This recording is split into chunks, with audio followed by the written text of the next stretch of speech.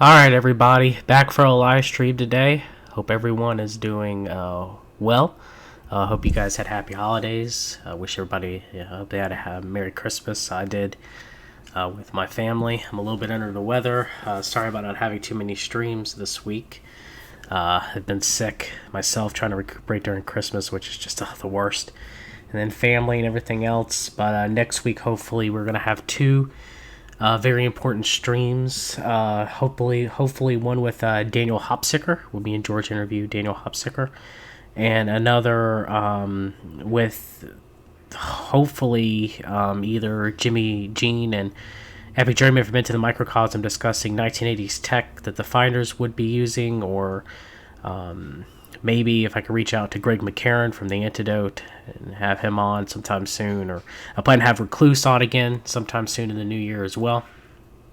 But today's going to be a short stream. It's just going to be me playing some of Thomas Fitton's February 2017 speech when he won the Thomas Jefferson Award for Servant Leadership by the Council for National Policy.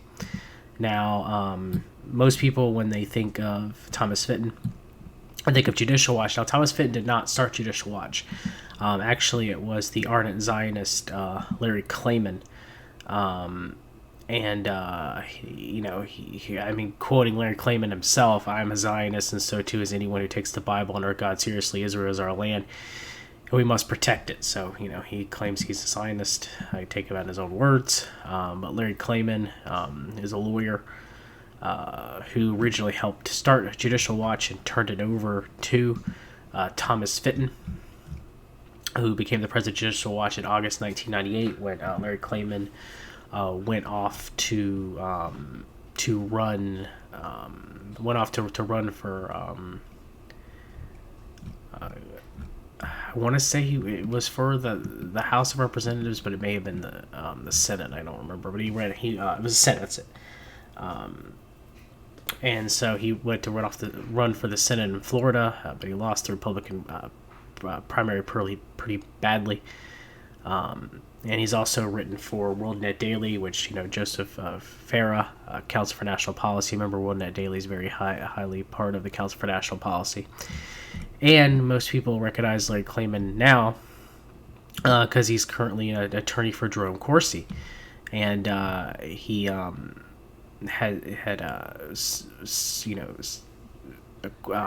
tried to do unsuccessful lawsuit against Robert Mueller when Mueller was trying to bring charges against Corsi and investigate Corsi. But Larry Klayman also, I believe, had a defamation lawsuit against Roger Stone concerning Stone's comments against Jerome Corsi. During the investigation, Stone went and talked a lot. He was calling Larry Klayman a drunk, if I remember, and Corsi was insane. Or some of the defamatory words that Roger Stone was mentioning. Of course, Jerome Corsi, long-term Council for National Policy member, past 10 years, ardent Zionist himself.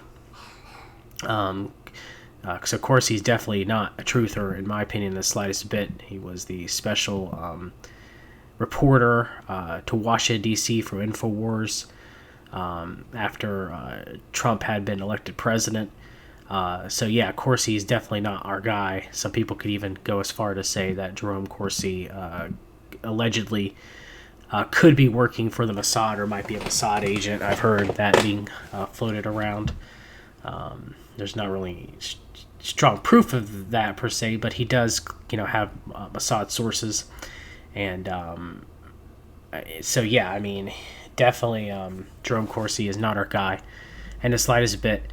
And I think that he has moved higher up in the CNP. Josh Reeves mentioned back in the late 2000s when Josh Reeves was making the Secret Riot movies. He went to a meeting of the Eagle Forum, I think, and one of their offshoot meetings. And Phyllis Schlafly was there, and he met Jerome Corsi. And he asked Jerome Corsi about the CNP, and Jerome Corsi was very talkative about the CNP, which is usually a sign that he was one of the lower rung members at that time. I don't think he is now. He's been in this Council for National Policy for so long, and has got so much adoration, and written a book with John Kenneth Blackwell on family values and the whole Swift vote veterans thing that Jerome Corsi was involved with, of going to try to bring John Kerry down, which again is not something that I am interested in, as far as John Kerry and George W. Bush is like voting. None of them are the lesser two evils. They're both evil. So, and they're both skull and bones. So it's, there's no difference in between the two. But he was Jerome Corsi was involved in the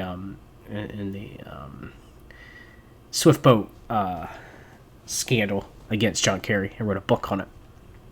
So, another thing, I guess, about Judicial Watch is, and one thing we'll learn when I play Thomas Fitton's speech and give commentary on it, is that when you go back and see actually what Judicial Watch has done, they went, very strongly against Bill Clinton.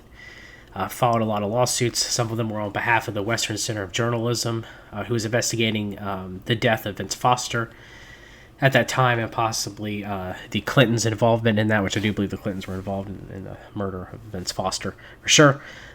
Which, Brett Kavanaugh played his own role in covering up the investigation of the murder of Vince Foster. Ed Opperman has a very good show interviewing someone who's involved in that, someone who tried to fight against it, tried to bring evidence showing that the Clintons were involved in Vince Foster, and Kavanaugh covered that up. I'll put it in the show notes. I'm sorry, I forgot the gentleman's name. But yeah, so they were working hard against the Clinton administration at that time. Now, interesting enough, during that time, however, they got Judicial Watch got $7.74 million for conservative billionaire Richard Mellon, a scaife. Of course, Richard Mellon's scaife has been written a lot about, should I say, by Recluse, Vice Up View. So I'll be posting some Vice Up View articles on the scaife family. So Judicial Watch got its original funding by the scaife family during the time that it was founded in the 90s. So it was very interesting. Now, there was a few lawsuits that I remember Judicial Watch went against the Bush administration, one of those being against the Sierra Club, or with the Sierra Club, should I say, and suing George W. Bush administration for the minutes of Vice President Dick Cheney's Energy Task Force. And also, Judicial Watch was involved in a lawsuit against Dick Cheney, like a shareholder lawsuit against Halliburton. So Judicial Watch did not like Dick Cheney, which is very interesting because Dick Cheney has a lot of connections to the Council for National Policy at that time. So they either, appeared to go after him to seem impartial, or they really were. I don't know. And of course, many people know that Judicial Watch, or the Obama administration, filed, I don't know how many lawsuits for Freedom of Information lawsuits involving Hillary Clinton's emails while she was Secretary of State. I think it's like more than 20. I don't remember. It was like a large amount. So yeah, it's very interesting that they appeared to be like they were going after Bush. And Tom Fitton in this speech to the Council for National Policy said that I'm going to go after Trump. If Trump deserves it, Judicial Watch is impartial, we're going to go after him. I don't think Judicial Watch has not gone after Trump at this point. If anybody can post in the comment section where Judicial Watch, they've been pretty adamant. Thomas Fitton's been pretty adamant about defending Trump against any Russian collusion or having anything to do with Russia, which we know that's untrue. That Trump has many connections to Russian and Russian Jewish oligarchs. So yeah, it's faulty business dealings and everything, and so yeah, that's absurd, but that's what they're pushing. So I haven't seen anything where, unlike the Bush administration, where it did seem like Judicial Watch maybe, at least on the surface, went after Cheney. I don't think I've seen anything where they've gone after Trump, and they definitely have not gone after Pence in any shape or imagination, because Pence is the Council for National Policy golden boy. But I think Thomas Fitton is more in line with Steve Bannon and the Knights of Malta and the Catholic influencers more than he is with Israel. And so that makes some sense as why you can't really find anything about Thomas Fitton mentioning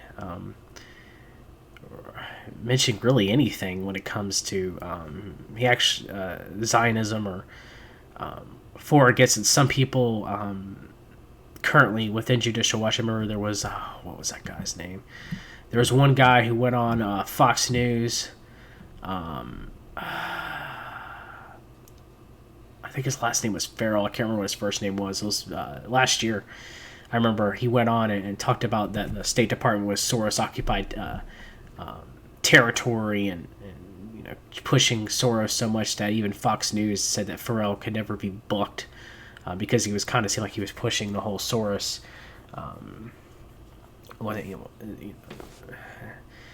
Zionist-occupied government Jewish control of the United States on Fox, and Fox was like, no, and they pushed him off. So, and then Clayman, of course, sued Judicial Watch for defamation, and he won a small amount against that, but Judicial Watch, Clayman sued Judicial Watch again. Before the first lawsuit was because he felt like he was unfortunately taken out of Judicial Watch, even though he left on his own accord. And I think 2019, I think it was this year, Judicial Watch obtained like I think a $2 or $3 million verdict against Clayman of his breaches of severance agreement and trademark infringement.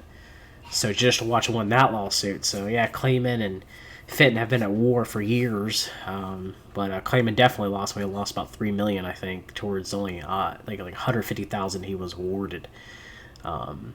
So yeah, it's very interesting. It seems now that Judicial Watch seems to be in bed with Steve Bannon, with Breitbart. Seems to be in bed with the Knight of Malta Catholic faction that makes up the Council for National Policy as well. But okay, so let's hear what Thomas Fitton's speech was. Now here is from the 2014, should I say, Southern Poverty Law Center leak. That was the CMP's membership list. Now I don't trust the Southern Poverty Law Center. I don't like them, but the CMP's never denied this list, and it does kind of fit with other lists that we've had in the past. Very few lists that we've had in the past, and its structure and everything. So yeah, I believe it to be true and accurate. So CMP action with board of directors members. Thomas Fitton. So this is a big CMP action board of directors, kind of like a big part of the Council for National Policy. The CMP action kind of be like the CMP's ability to go out and actually like lobby, which is what the CMP action part of the Council for National Policy is. So it's a big people, big members. I mean, Morton Blackwell, Phil Schlafly. This isn't just like a little part of the CMP. He's major. Thomas Fitton's right there. And then you have the Gold Circle members. They have to pay tens of $1,000s to be a part of the Gold Circle. And then, of course, we have a whole list of people. And right here, Thomas Fitton. So, yeah, he's a big part of the Council for National Policy. Thomas Fitton just ain't some guy. He ain't like Mike Liddell, the My Pillow guy, speaking to the CMP about his trials and tribulations of trying to make pillows. All right? Thomas Fitton is a big member of the Council for National Policy. These are big names.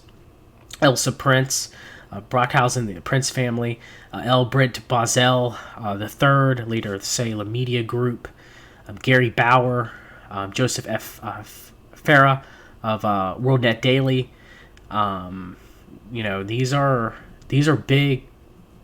These are big names. These aren't just small people. And then you got the Board of Governors too. Below that, which Jerome Corsi was sitting on the CMP Board of Governors by this time, by 2014. And then, if you scroll down, you can actually find Fitton's list on here of what he's a part of. Let me find it. Thomas Fitton, president of Judicial Watch. It issues abortion, euthanasia, abstinence, sexual education, bioethics, campaign election technology. It's very interesting. A lot of the CMP are all interested in campaign election technology. Of course, Kenneth Blackwell and Karl Rove allegedly helped stole the 2004 election by fixing the votes in Ohio, allegedly to go to George W. Bush. Campaign finance reform, creationism, intelligence design, defense, energy, environment, homosexual issues, immigration, intelligence issues, judicial activism, nominations, marriage issues, media, philanthropy, political, philosophy, pornography, property rights, radical Islam, regulatory reform, religious freedom, right to work, union issues, Second Amendment, terrorism, tort reform, United Nations, and U.S. foreign policy. That's a big list. That's a big list of things that he's interested in.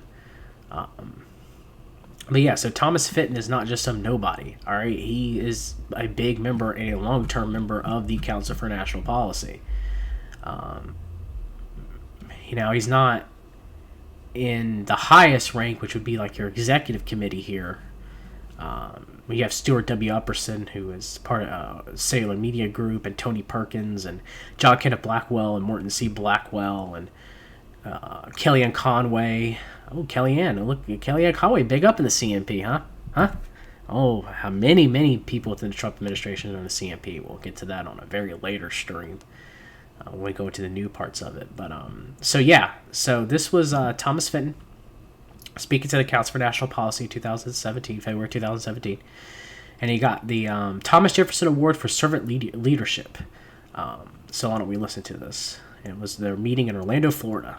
Tonight we're going to have the opportunity to recognize one of those members of the Council for National Policy. So if you'll come on in and find your seats. And I'm going to ask tonight, as we make a presentation to one of our members for the Thomas Jefferson Award for Servant Leadership, I'm going to invite Carla Sands to come to help us make the presentation tonight. She is the chairwoman of Vintage Capital Group, an investment firm founded in 2000 in partnership with her husband, Fred Sands. She's greatly interested in real estate and architecture, as demonstrated by her seat on the Board of Visitors at the UCLA School of Arts in Architecture. She is chairman of the Blue Ribbon, an organization of 500 women who support the Los Angeles Music Center, is its residence companies, and produces the Children's Festival each spring.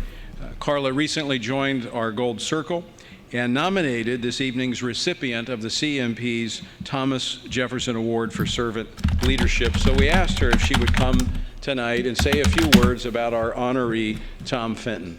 Carla?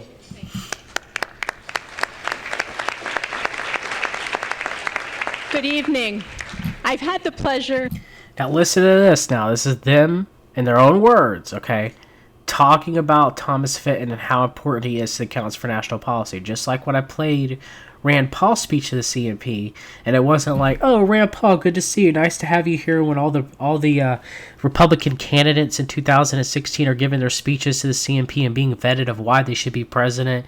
Good to have you here. Rand Paul was literally like getting on his knees and being like, Morton Blackwell is the reason why conservatism is the way he is, and he raised all these conservative people throughout Congress and was a mentor and a leadership for all these years, and I love the CNP and stuff like that. Like, it was him, like, I'm a part of Pauls are part of the Council for National Policy. I'm a big part of the CNP. So it's the same with this. Pay attention. It isn't like Thomas Fitton, like I've shown, like he's high up in the CNP. It ain't like him being, some guy they just invited, he doesn't know what's going on, and he's, no, just like Rand Paul. They've been around the CNP a lot. Okay. The great pleasure of knowing the president of Judicial Watch, Tom Fitton, for almost 3 years. And during that time, I've come to deeply appreciate him both personally and professionally, as a friend and as a truly fearless conservative leader.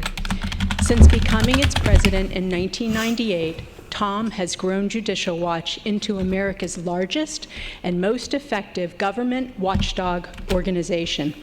He was the tip of the spear during the Obama administration. Tip of the spear. Tip of the spear. U.S. SOCOM. They always love using that phrase. The spear that pierced Jesus. Tip of the spear. All right? I always love using it. They always love. Alex Jones uses it. InfoWars is the tip of the spear. I always love saying that. That's usually a high-level phrase when they reference something or reference someone, that, especially when they're referencing someone, that's their guy. That's not our guy. You know, that's not someone who's fighting for me and you. That's their guy. As Judicial Watch revealed the many unlawful activities of the Departments of Justice, Homeland Security, State, and the EPA. At a time when conservatives fear for their safety, Tom remains unintimidated. Under his dynamic leadership, Judicial Watch led the fight to expose Hillary Clinton's reckless abuse of her private email server, helping to change history this past November.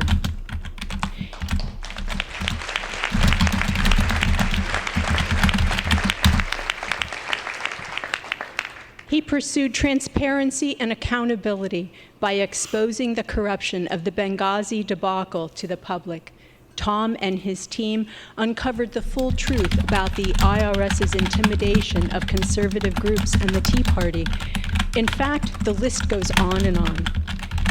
As you can see in Judicial Watch's recent litigation plan sent to supporters. I've personally witnessed our congressmen use information uncovered by Judicial Watch's tireless investigations and FOIA requests. Judicial Watch succeeds where our federal government is failing. Tom is an internationally recognized expert on government corruption, election integrity, immigration enforcement, and open government. He regularly appears as a guest on all the major broadcast news networks and is frequently quoted in the nation's leading print and online publications. He's often called to testify before Congress. I don't know where he gets the time, but Tom is also the author of not one but 2 New York Times bestsellers, yet he remains humble and unassuming. Plus, he sets aside time for his lovely wife, Kelly, and their 3 wonderful daughters. In 2015, the American Conservative Union awarded Tom with the Defender of the Constitution Award during its annual CPAC conference. And just a few short months ago, Tom was honored with the Annie Taylor Award for Courage from the David Horowitz Freedom Center, which is bestowed on those who have demonstrated unusual courage in adverse conditions and great danger. Now, without further ado, it is my delight and honor to introduce Judicial Watch President Tom Fitton to receive the CNP Thomas Jefferson Award for Servant Leadership. So as you can see, Thomas Fitton, he's very, this isn't just someone, they respect him. He's fighting, getting out the truth through these Freedom of Information requests. He's going to hold both parties to the fire. We'll see.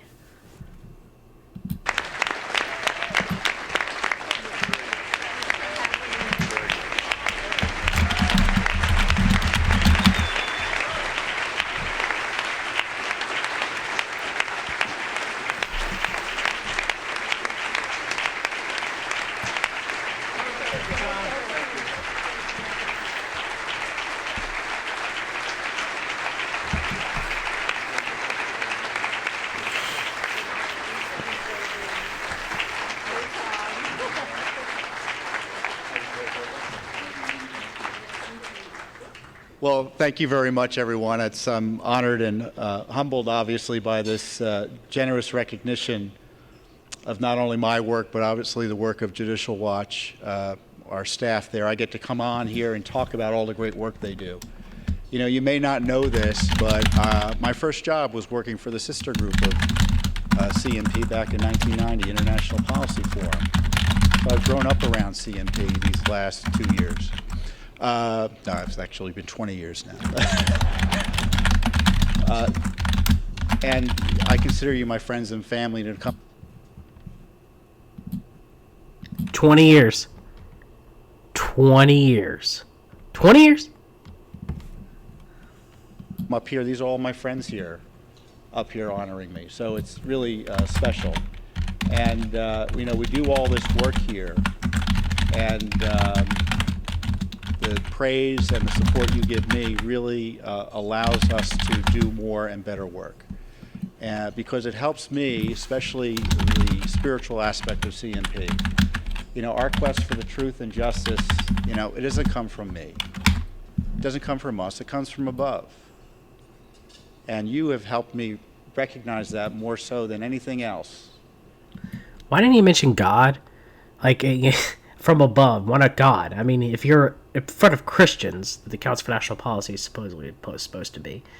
Why'd you say, you know, a sense of morality comes from being a Christian, or comes from God, or comes from Jesus? Just say above. I know, I guess you could say above. Maybe I'm nitpicking here, that it could be he making reference to heaven. But I don't know, man. With the CMP being involved with Iran-Contra, 9/11, Inslaw, Franklin, were those things godly? I don't know. In my professional activities. So I really thank you for that. And obviously many of you personally support our work, and we can't do it without you. You know, I'll tell you, and of course I have to recognize my lovely wife, Kelly. My job,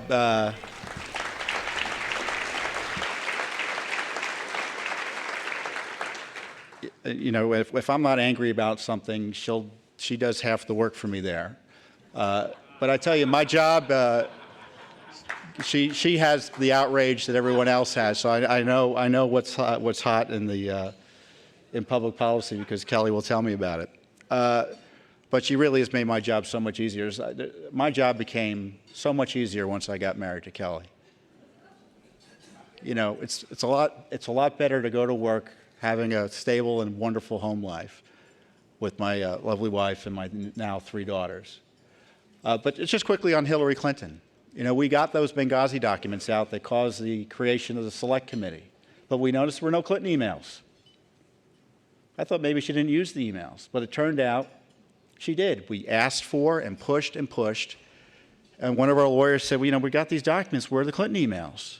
And they said, well, there are other documents we need to look at, the Obama administration said. And then they told the court, well, yeah, we gave Judicial Watch everything, but there are other documents they need to look at. Well, it turned out just a few weeks later, the New York Times reported there were all these Clinton emails. And, you know, I wasn't so much angry at Hillary Clinton for having this email system, because I knew that's what she's the type of person who would do something like that. But they lied to us. Not just Hillary, but the Obama administration, the bureaucrats at the State Department. I'd like to know when the lawyers that just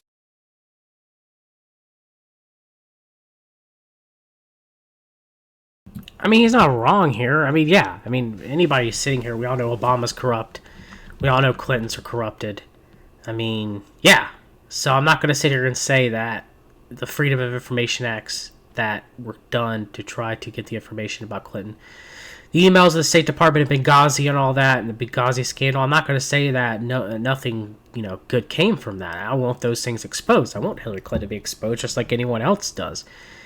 But again, I have to raise the question to all of this is what came of it. Is Hillary Clinton in jail? I mean, I remember when Trump in the second debate told Hillary Clinton, you know, if he was president, will you be in jail? And just me thinking, yes, that's why I'm voting for him. Yes, the Clintons are finally going to go down. And then after election, you know, Trump was like, all that between the Clintons is over the good people. Now, some people will say, well, John, not yet. It's coming. It's coming. It's been, you know, almost been 4 years, but it's coming, John. Any day now. Any day now, those sealed indictments. Any day now, those arrests. Any day now, Hillary Clinton's going to go to Guantanamo Bay. Any day now. Okay, so how many years is it going to take? After Trump gets reelected, or the CMP manages to put Pence in, and Trump does get indicted? How many years? How many years until a Democrat is put back in and nothing is done to Hillary Clinton? What then? What then? How many? I mean, I guess you could say I'm playing what-if-isms. Okay, fair. But it's been 4 years now. Trump could have put them in jail if he had everything any time before. If Trump was our guy, it could have been done. But now we got to trust the plan, get your popcorn out, sit back. It's just... This department knew about this. This wasn't just about Hillary Clinton. This was about a scandal the way Washington had, a scandal of the contempt Washington has for the American people. And it wasn't the 90s. We went up against the Clintons in the 90s where they could isolate you and keep you in the conservative kook corner. The internet, the social media, the alternative media allowed us to get this information out to the American people. And it changed history. It changed history.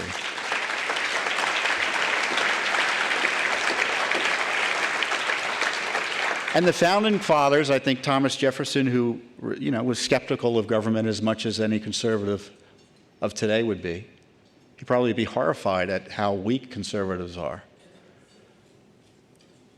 But Thomas Jefferson knew the importance of educating the populace because he knew the populace was the best protection for liberty of the people. And the administration of President Obama was hostile, obviously, to transparency. And we exposed it in ways that Congress didn't and the media didn't. And the founders would be appreciative of this because this is, I think, the sort of revolutionary approach in the traditional sense of the word. And we should thank God that we're Americans because nothing like this could happen in any other country in the world, where you could have a little old nonprofit go up against every government agency in the world, the candidate.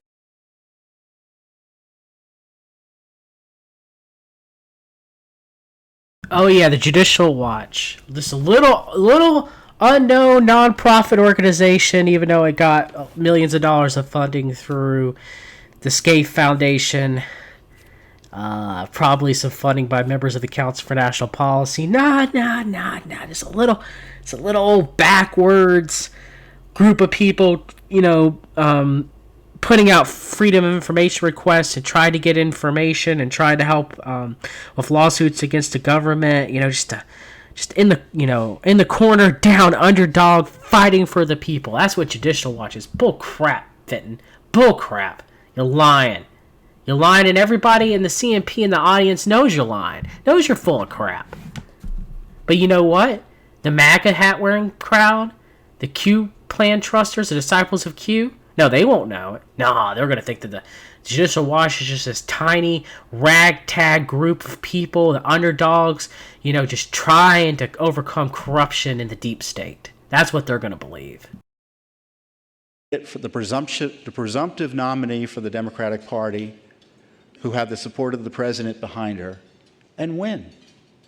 It wouldn't be allowed anywhere else in the world.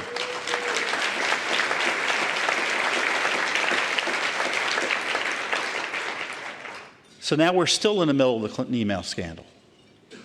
We're still in the middle of the Clinton email scandal. And President Trump has a challenge, what to do with Hillary Clinton. And I would think the easiest thing for him to do is to just let politics be removed from the pursuit of justice. Because right now the thumb is on the scales. And just removing the thumb from the scales will allow the rule of law to proceed, and who knows what will come of it. But there are opportunities to clean house for President Trump. In many ways, I'm still waiting for the Trump administration to come to power, because his administration really isn't in place yet, despite what you hear from the media. There will be many opportunities to let it all hang out in terms of the documents and the truth commission that is needed, practically speaking, as it relates to the Obama administration. And of course, Judicial Watch is going to be investigating President Trump and the Trump administration. Corruption didn't leave office with the Obama administration, but we're going to be fair-minded. We're not going to attack him just to say, hey, we're nonpartisan. So we're going to be doing that basic oversight work. But we have a real crisis because we also have to pursue the other government, the alt government, that he isn't controlling in any practical respect, that is undermining the rule of law, that took out our friend General Flynn. That scandal is not about Russian interference in our elections. That scandal is about an administration using a lot of vague assertions about Russian interference in our elections to wiretap the incoming President of the United States transition team and have the FBI go and harass him and intimidate the White House into firing him. That's the IRS scandal in the national security context. Government officials who don't believe that the Republic, You guys understand what he's saying here? Again, it's just Fox News, CMP talking points. You know, even Truth or Industrial Complex talking points, like Alex Jones. There's no collusion. There's no involvement with Russia. Trump's innocent. The Republicans are innocent. You know, it's really the deep state is the liberals and Hillary Clinton and the Clintons and George Soros. It's just the same manufacturing lines. That's all it is. The Judicial Watch isn't getting down to anything. transfer of power under our Republican form of government should hold. So we have to investigate that. And we're going to keep on doing the work. It's nice to be able to support an administration now and again that is actually advocating for the rule of law, taking a revolutionary approach to immigration enforcement, which is meaning to actually follow the law on the books, that wants to keep the bad guys out of the country, and actually is concerned about the taxpayer as opposed to seeing the taxpayer as an enemy. But Judicial Watch will continue its investigative work, and I'm going to rely on you for guidance and feedback as we go through the years. But we're going to have challenges because the government still is out of control, and the president, if he isn't going to do the work, will do the work for him, or in some cases, in spite of him. And we're going to do the work despite what Congress doesn't want to do as well. So things didn't end with the Obama administration leaving or Hillary Clinton losing. Things have just begun. So I really appreciate this recognition from the board of CMP and obviously the members, and it's really humbling. So thank you for your time and attention, and I frankly don't know what to say about this, but I really appreciate your good word, prayers, and support. Thank you very much.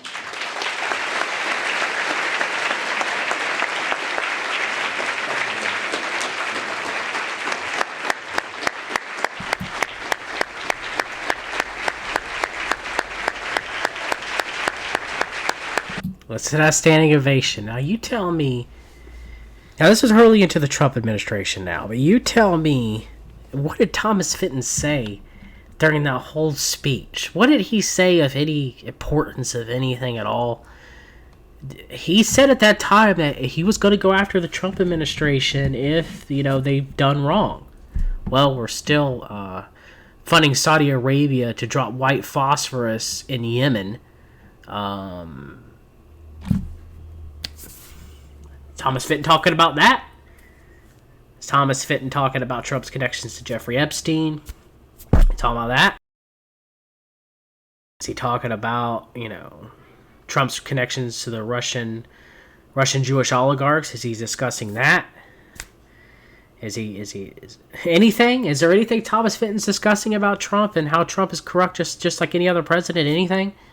Anything Judicial Watch is doing? Are they doing anything? No, they're not. They're not doing anything. You heard that standing ovation at the end. They love him. CMP loves Tom Fitton. He's a huge member of them.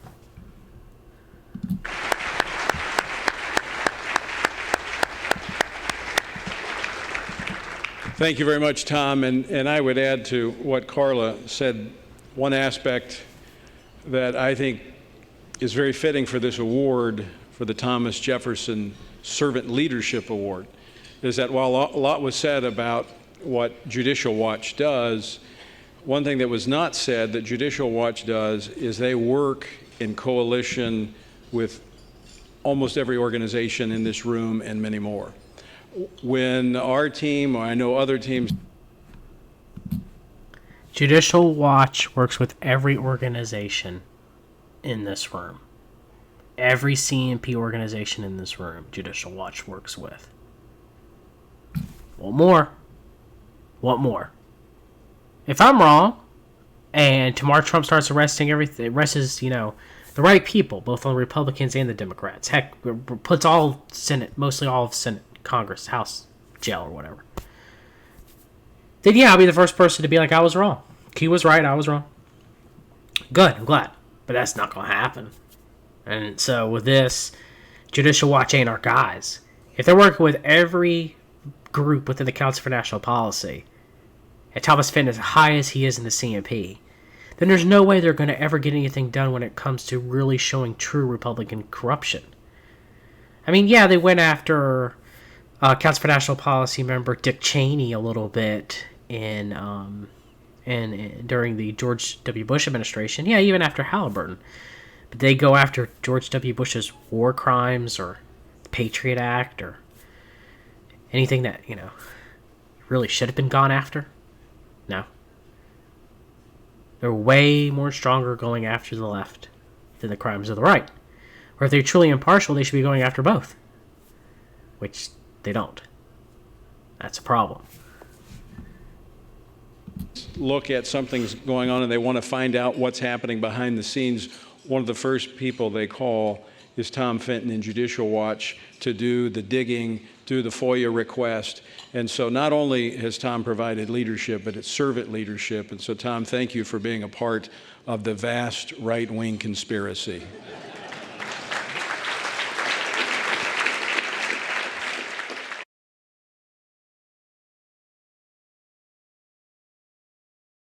I gotta play that again. Listen again.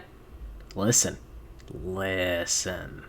All is Tom Fitton in Judicial Watch to do the digging, do the FOIA request. And so not only has Tom provided leadership, but it's servant leadership. And so, Tom, thank you for being a part of the vast right-wing conspiracy. The FOIA request. And so not only has Tom provided leadership, but it's servant leadership. And so, Tom, thank you for being a part of the vast right-wing conspiracy. The FOIA request. And so not only has Tom provided leadership, but it's servant leadership. And so, Tom, thank you for being a part of the vast right-wing conspiracy. All is Tom Fitton in Judicial Watch to do the digging, do the FOIA request. And so not only has Tom provided leadership, but it's servant leadership. And so, Tom, thank you for being a part of the vast right-wing conspiracy.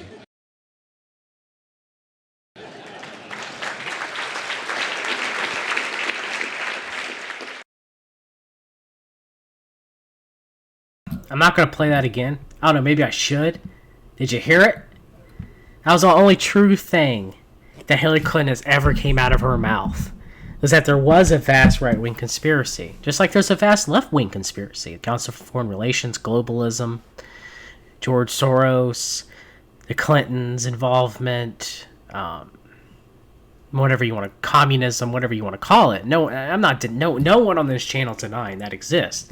And when we get a Democratic president, because the pendulum always swings back, then yeah, I'm not gonna. I mean, I might occasionally talk about the CMP if something comes up about them in the news, but I'm going to be focusing more on the left-hand side. So that's where it is. That's where we're at. Okay. The CMP admits that Thomas Fitton is part of the vast right-wing conspiracy. That Judicial Watch is part of the vast right-wing conspiracy. Okay? Do you people understand this? Do you get this?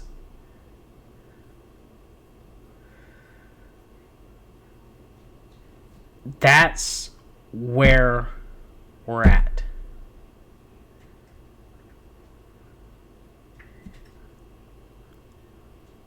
Judicial Watch is covering up for the right. They're covering up for the Council for National Policy. They're covering up for Losser Kill. And I'm supposed to be okay with that as having someone who has many conservative beliefs. We're winning the culture war. I'm supposed to overlook them covering up the crimes of the right just because we're winning the culture war. Okay? That's bullcrap. That's bullcrap.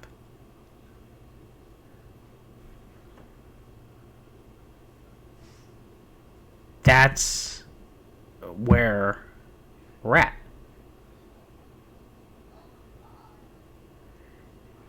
So share this video with anyone who says that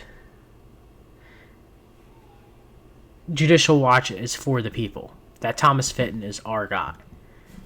Now, when you share it to people who voted for Trump, or people who support Trump today, or to people who follow Q, they're just going to deny all this. They're going to say, oh, vast right-wing conspiracy was just tongue-in-cheek making fun of Hillary. And I'm not saying it wasn't, but there is still some shade of truth in that. So that's where we're at.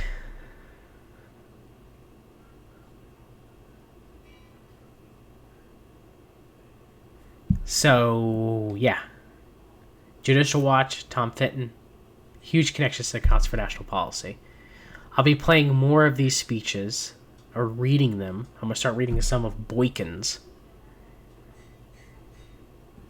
And that's Jerry Boykin to shine even more light. I think playing a lot of these CNP speeches are important because we get to hear how well they are in the Council for National Policy by the reaction that they get and what people say within the CNP say about them. And we get to hear their own words to the CNP. Interesting enough, Trump's speech to the Council for National Policy 2016 of all the Republican candidates, it's not there. And Pence has actually spoken to the CNP once, if not twice, since he was made vice president. So, yeah, that's where we are at. I wish they put every speech because we'd have a lot more. But again, like many people have made claims of, the Council for National Policy is more secretive than the Council on Foreign Relations. We don't have a 2019 CNP membership list. You can go see who's in the CFR right now. They published a membership list. There's more information about the CFR.